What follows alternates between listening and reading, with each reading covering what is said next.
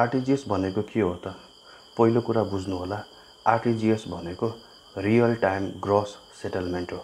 यो भनेको एकदम फास्टेस्ट वे हो एउटा ब्याङ्कबाट अर्को ब्याङ्कको एकाउन्टमा पैसा पठाउने। पैसा ट्रान्सफर गर्ने तरिका अरू पनि छन्, जस्तै तपाईँ चेक क्लियरिङ थ्रु गर्न सक्नुहुन्छ अथवा एकाउन्ट पे चेक इस्यु गर्न सक्नुहुन्छ।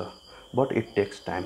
म ठुलो एमाउन्टको कुरा गर्दैछु, जस्तै जग्गा जमिन पास गर्दाको एमाउन्ट अथवा हाई भोल्युम बिजनेस ट्रान्ज्याक्सन को एमाउन्ट। यस्तो कुराहरूमा समयको महत्त्व धेरै हुन्छ।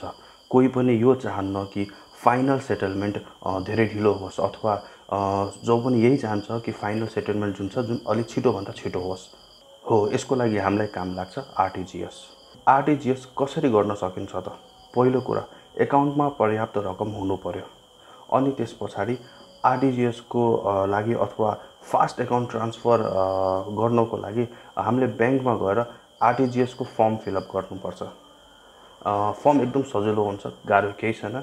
यदि तपाईँलाई नआएमा ब्याङ्कको कर्मचारीले पनि तपाईँलाई त्यसमा हेल्प गर्छ। यति गरिसके पछाडि हजुरको ट्रान्सफर गर्नको लागि टाइम लाग्दैन।